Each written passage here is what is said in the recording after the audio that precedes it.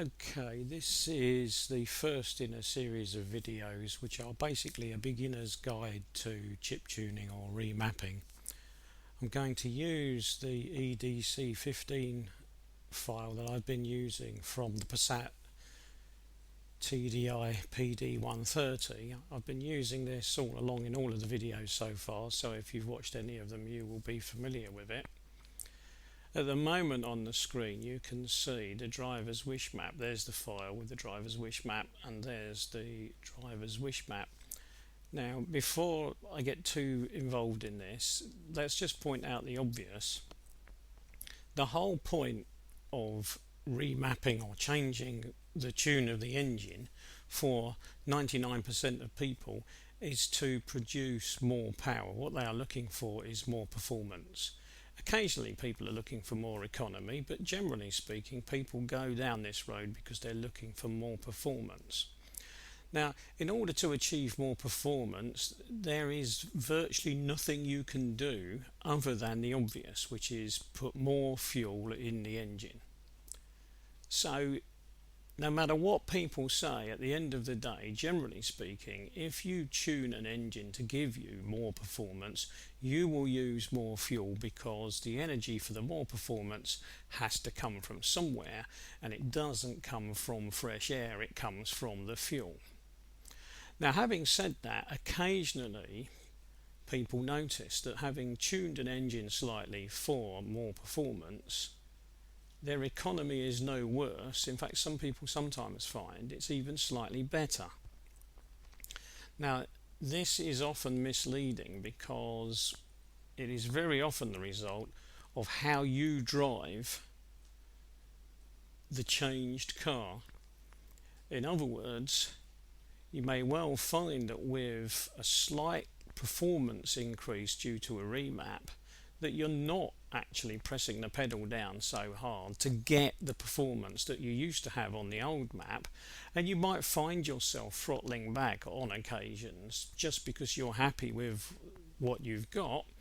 And the end result of that is that occasionally people will notice that they've either got exactly the same fuel consumption as they had before, even though the map is giving a little bit extra performance, or it may have even improved the fuel consumption a fraction.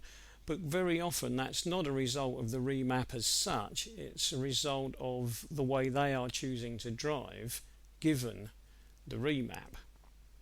So obviously, if you've remapped and what you intend to do now is to use every ounce of performance that you've managed to wring out of the map, then your fuel consumption is going to be considerably higher. So I just want to make that point right at the beginning, that if we want more performance, we're going to have to use more fuel. It's as simple as that. Now, as a start to this, it's probably easier to jump from one map to another and show what's going on if I don't use WinOls. What I'm going to do is I'm going to jump to exactly the same maps but displayed in Microsoft Excel. Now, this is an old version of Microsoft Excel, and that's deliberate because I've been using this since it came out in 2003, and I'm perfectly comfortable with using it, and I've carried on using it. So that's why you're looking at an old version. I've got newer versions, and I just don't like them, so that's why I'm still using this one. Okay, now here we go then. What we've got here is the same map we were just looking at in WinOls. Here's the driver's wish. There's the driver's wish as it would have come straight out of the file in WinOls. The only difference is that I've put the axes data here where it belongs in terms of our view of it, because when I first copied it across, the axis data was up here in a block. And so what I've done is I've moved it to the appropriate spot so that it looks a bit more like a map. And then here I've done exactly the same thing, but I've added the factors so that we can see it as it is in a map. So that's the file display, that's the map view. And I've done this on purpose because I want to be able to look at the fueling on the driver's wish nice and clearly. And then I've done the same. There's the file for the smoke map, there's it shown as a map, there's a comment on the actual fueling. I'll ignore this one for the moment and come back to it. And I've done the same again here. There's the torque map as it appears in the file. There's the torque map as it appears in a map. And again, there's the maximum fueling. And again here, boost map file, boost map as you would see it as a map. I'll ignore that one again. And here we are, single value boost limiter. If you've looked at the other videos, you'll know that that's 2620 for this file. And here's the boost limiting map. And I'm just again showing the maximum. Haven't worried here about whether it's a file view or a map view, because they're basically the same, because the only difference would have been a naught in front of each of these if we were looking at the file, because the file would have had 5 digits for each of these, whereas these have only got 4. But basically the numbers are the same. Don't need to worry about factors or offsets.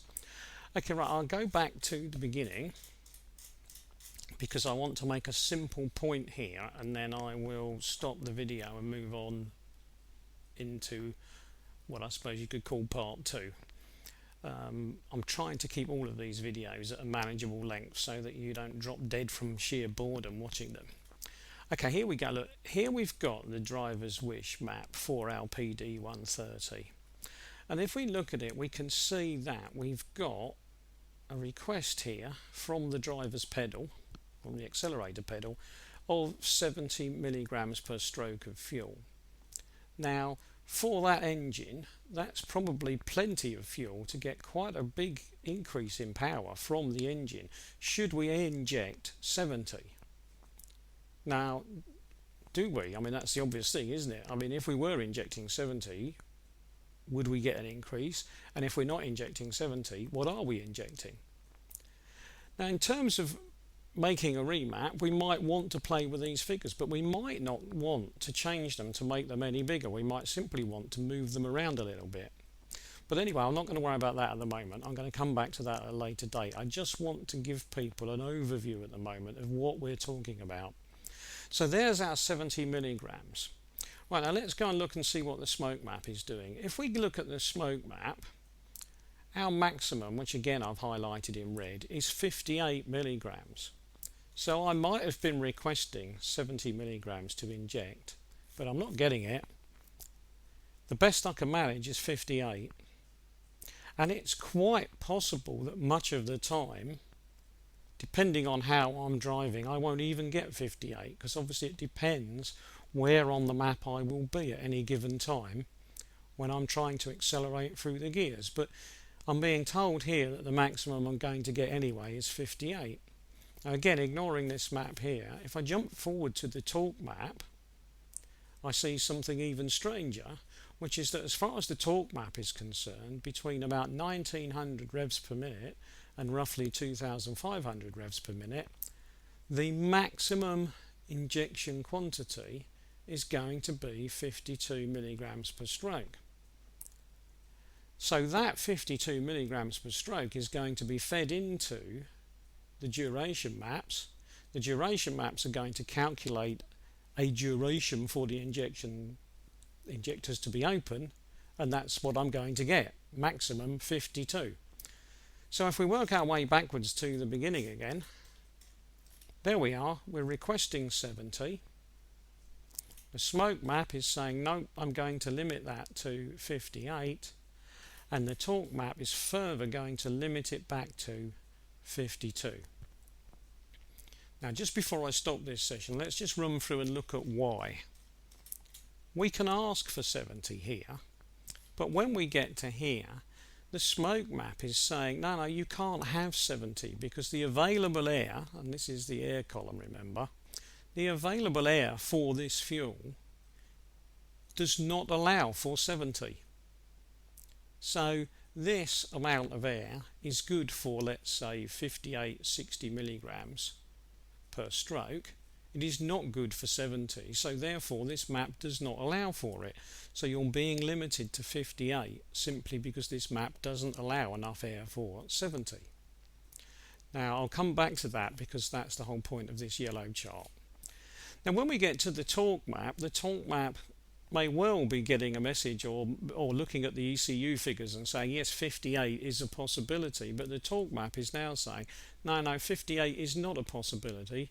I'm going to limit to 52. So at the peak power point, which is somewhere between 1900 and 2500, so this is our real peak point on one of these turbo diesels, which just goes to show that all this acceleration up here, or trying for more acceleration up here, is not a big difference on a diesel. This is where all the power is. We're being limited to 52, and in fact, if we look, what happens is we get a slow increase in limitation. In other words, or an increase in non-limitation, as it were. So as we go up here, these numbers are increasing, so we are allowing more and more fuel to be injected, and then it's gradually tailing away again and making less and less fuel available. And why are we doing that? Well, the designers have decided that if they allow this figure to continue, or if they allow this figure to go higher, you are going to damage the engine, damage the gearbox, break the clutch, that sort of thing. So in other words, this is all about longevity of the engine, because if they sell you a car and the engine breaks straight away, they're not going to be very popular. So this is all about longevity of the engine. Right, now that means that we can expect in our files to be able to go through them and say, well, okay, what's the maximum at the moment for the driver's wish? What's the maximum that the smoke map will allow? What's the maximum that the torque map will allow? And we will usually find that the driver's wish is the highest allowable, the smoke map is the second highest allowable, and the torque map is the third in the row, and that's usually the point at which there is some kind of stop to stop you damaging the engine, especially at different air pressures, although they don't all have an air pressure range like this, as you will have seen if you've looked at some of the other videos. Right, now at this point, you know then that if you want to do some kind of tuning or remapping, whatever you want to call this, you will be considering changing the driver's wish, or you may not, because depending on what the driver's wish map has already got on it, you might not need changing.